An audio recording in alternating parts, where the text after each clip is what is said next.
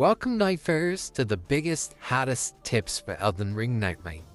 We got them, you want them, but let's go through how we're gonna kill the final boss every time you queue up. This will cover the basics and more niche tips, so let's get into it. Okay, let's start from the basics, people. Now I know most of you know these things, but there are some solo newbies here, so make sure you know your character. At the codex in the roundtable hold, you'll find the character list. The character list shows the scaling of all characters. For example, to break down Executor, he scales C strength, S for dexterity, D in intelligence, D in faith, and S in arcane. So what does this mean? Executor will benefit from dexterity-based weapons, meaning katanas, scythes, halberds. These are dexterity-based weapons. Great swords, great axes, great hammers, not so much because those typically scale in strength.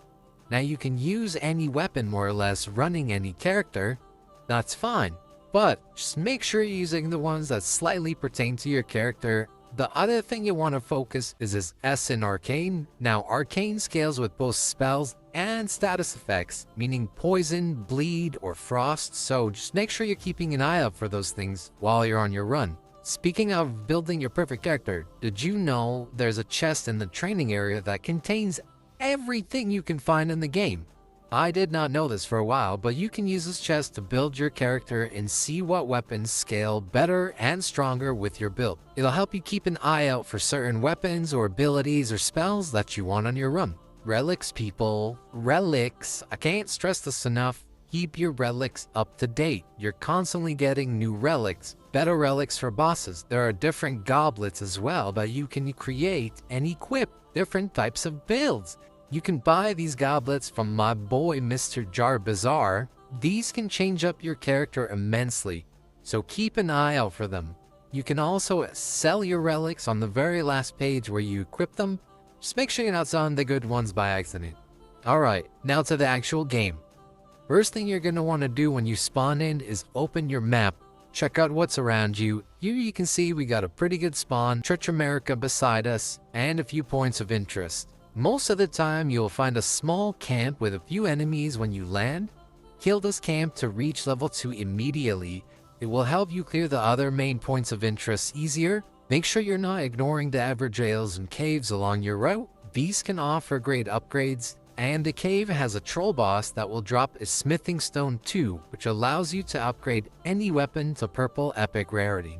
Ultimately, plan your ride well enough and you can hit level 15. You can see on my map replay here, we try to work the edges of the map first and work our way inwards, trying to clear as many points of interest off the map. Don't just rush flasks or camp buffs. The castle in the middle is best saved for day 2. You can get it on day 1, just depending on the spawns. It will spawn 3 types of enemies: Crucible Knights, Banished Knights, and Trolls. In that order, those are the easiest spawns. The Trolls are bad news bears because they aim lock you cross map and throw magic pots at you. But if you clear the whole castle, it is major levels. Don't get too worried when you die, guys. You don't lose a level.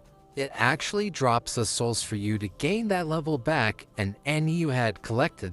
They'll either be inside an enemy you have to kill or on the ground as usual. So as long as you pick them up before you die again, you're fine. The ring's coming, the ring's coming. The rings in Nightreign have a few phases. The first phase, when you first spawn in, takes 4.5 minutes to start closing. Once it starts closing along to the second ring, it takes 3 minutes to reach that second ring. Once it closes, that second ring lasts 3.5 minutes until it starts closing on the final boss area, which takes another 3 minutes. Day 2 is the same, only for one exception. When there's a shifting earth event on the second day, the second ring will always spawn on the shifting earth area. So it will help you plan your route easier knowing you'll be there 100% on the second night. Boss effectiveness, y'all. Try and pay attention to the boss's Q4's effectiveness. Each one has a symbol displayed by their name here. You can find camps and castles with these buffs indicated by the icons. You'll find fire, holy, poison, etc. This is a fire weapon spawn. You'll see various types of fire weapon buffs here. They do make a difference when fighting the final boss. Try to grab one along your route. Don't prioritize and beeline to it. Never a good thing. Just try to find it along your route. That's best practice. Make sure you're blocking, guys. Not with the shield though. Blocking in Nightreign is different. Any weapon you block with in Nightreign blocks 100% physical damage, meaning if it's not an elemental attack, for example, a fireball hitting you, you will not take damage. You will consume your stamina instead when blocking, with any weapon. So do this if you can't think you'll dodge an attack. Blocking it may come in handy. Just make sure to watch your stamina or else you might stagger if you full consume like so. Movement tick. There isn't a huge amount, but take for example this one with Wilder. You can use his hookshot and ult to combo a large distance. To do this, you'll have to hookshot, jump, then turn around and ult as quickly as possible, and you'll cover a large distance. Iron Knight also has a small one with his Hunter's Mark. To do this, you have to quickly flick your left stick up and down.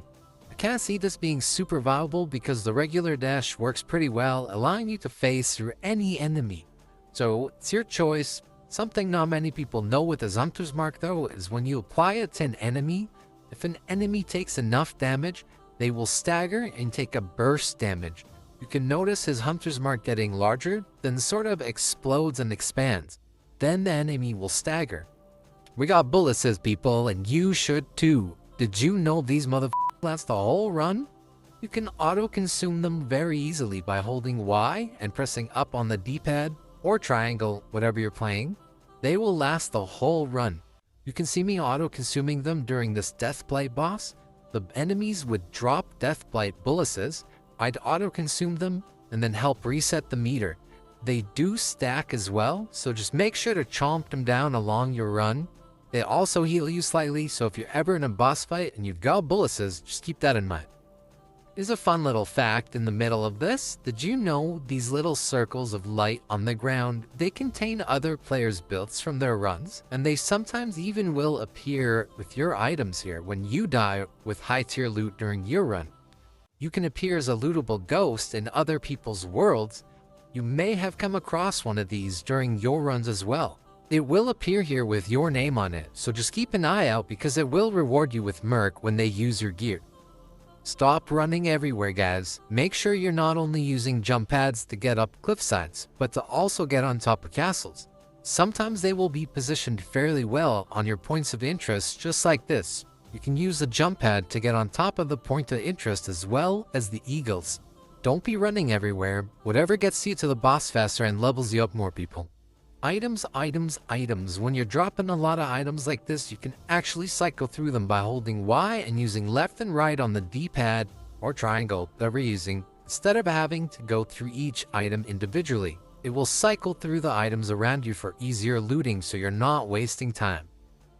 Item passives. These are some of the most important things. I'm sure most of you know this by now, but item passives stack even when you don't have the weapon equipped.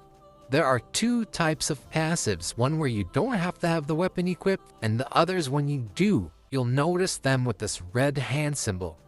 But you only need to have it in your offhand slot. So if you two-hand a weapon but have the other one on your back, this effect will still take place even though you don't have the weapon out. It's very helpful for certain passives you find, even if you don't want to use that weapon. Getting cursed. That's right, folks, you heard it well. You can get cursed in this game. If you happen to get cursed, you'll be the lucky winner of a missing third of your health bar. To break it, you'll need to go to this marker and pay the NPC who cursed you runes. You can choose to fight him as well, but I won't spoil that. He also appears on the map at random and will make you sneaky trades that buff you, but also nerf you, so choose wisely. Did you know you could cut off boss tails in Nightreign? Just like Dark Souls, you can cut them off if you do enough damage. Weapons will also drop too. So just keep that in mind when you're fighting the boss. You could get something cool. Last little tip is that you can backstab these big dumb heads on the top and insta-kill them. Clearing this camp ASAP. Just double jump on the sides and tap RB or RT, whatever you're playing on. You don't even have to be near the top, just tap it and you'll teleport there, killing them instantly. Super easy to clear. Anyways, folks, that's all we got for you today. Like and subscribe for more big hot tips. We got them, you need them, and good luck out there, Nightfarers.